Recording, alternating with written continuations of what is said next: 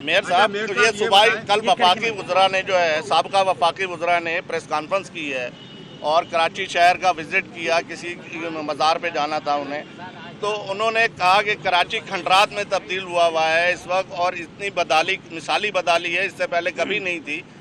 उस वक्त 35,000 अरब रुपए दिए गए हैं सिंध गवर्नमेंट को, वो कहाँ लगे? 1% भी कराची में नहीं लगा। दूसरी तरफ आप तरक्याती कामों का जिस तरह देख रहे हैं, पीछे नज़र आ रहे हैं, काम कर रहे हैं, और जमात इस्लामी 1,000 गलियों की तामीर की बात कर रही है।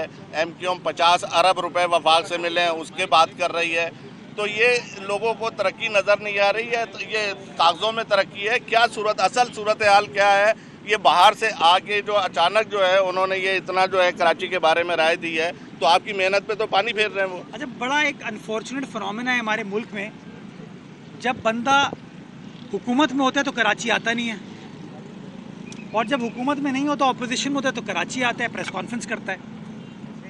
शहबाज शरीफ साहब वज़ीर आज़म पाकिस्तान हैं, अल्लाह ताला उनको इज़्ज़त दे। जब वो ऑपोजिशन लीडर थे तो वो कराची तशरीफ़ लाए थे, और आप मीडिया के दोस्तों से गुफ्तगू करते हुए उन्होंने कहा था कि कोई सूबाई हुकूमत, कोई मकामी हुकूमत कराची के मसाइल अकेले हल नहीं कर सकती, और वफाकी हुकूमत को साथ देना चाहिए मकामी हुकूमत का, सूबाई हुकूमत का। ये स्टेटमेंट उन्होंने दिया था। जब वो वज़ीर आज़म बने तो पता नहीं आखिरी बार कराची कब आए थे, आखिरी बार कराची के नुमाइंदों से उन्होंने कब गुफ्तगू की थी, और आखिरी बार कराची के तरक्याती काम के लिए उन्होंने कब फंड्स मुख्तस किए थे।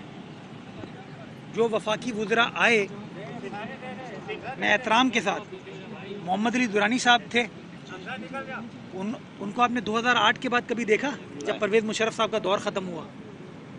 फवाद चौधरी साहब मेरे बड़े भाई हैं, दोस्त हैं।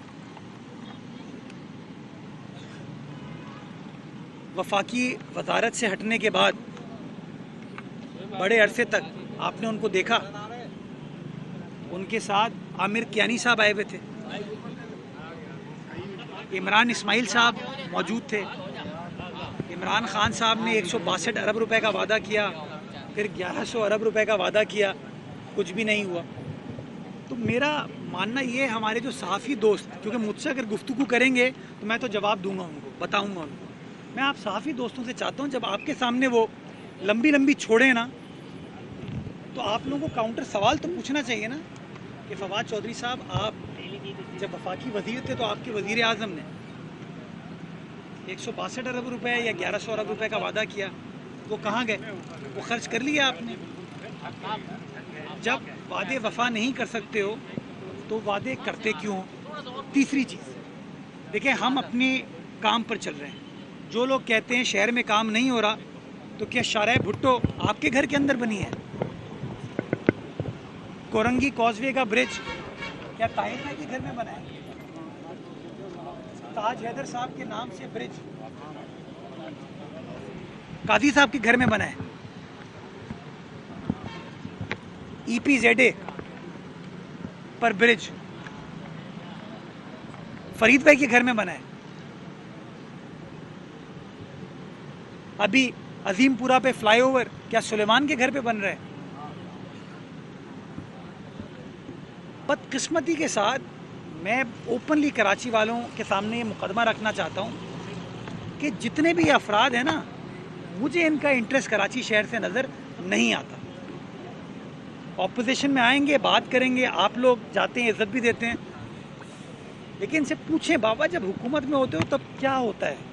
और मैं चाहूँगा कि यार 1100 अरब छोड़ो, कुछ तो देना शुरू करो। मैं अलीम खान साहब आते ना, कहते हैं कि यार कराची का बुरा हाल है, कैसा बुरा नहीं मानिएगा, हाँ कराची का बुरा हाल है। मैं कल उनका स्टेटमेंट देख रहा था, उन्होंने हिदायत दे दी कि लाहौर सियालकोट मोटरवे 6 लेन क्यों नहीं चाहिए?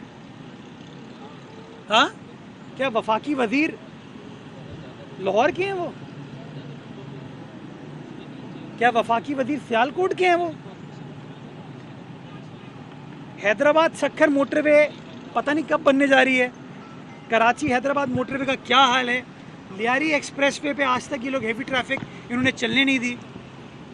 तो ये वहाँ बैठ के खुद अपने शहर का मुकदमा लड़ते हैं, अपने शहर को प्रोटेक्ट करते हैं। जहाँ पे अपनी प्रॉपर्टी है, अपने रियल स्टेट प्रोजेक्ट्स हैं, उनको प्रोटेक्ट करते हैं। लेकिन जब हमारे शहर में आते हैं तो हमारे शहर को नीचा दिखाने की कोशिश करते हैं। और बाबा, तमाम तुम्हारी बातों के बावजूद ये शहर इस मुल्क को चला रहे हैं और इंशाअल्लाह चलाता रहेगा।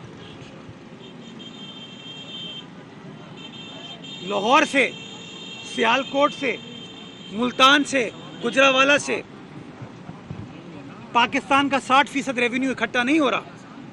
तुम्हारे पूरे शहर से जितना टैक्स इकट्ठा होता है ना, उतना हमारी एक कमर्शियल मार्केट से इकट्ठा होता है। और तुम लोग आके हमें लेक्चर देते हो। और मेरा कसूर ये है कि मैं इनको कहता हूँ ये बात, इसीलिए मेरे पीछे पड़ना, आए दिन कोई ना कोई खबर सुनते हैं। तो यार, मैं शहर के साथ मुखलिस हूँ, शहर के लोगों के साथ मुखलिस हूँ, क्योंकि शहर का इंटरेस्ट इस मुल्क के साथ अटैच्ड है। और इस मुल्क की सस्टेनेबल डेवलपमेंट और ग्रोथ के लिए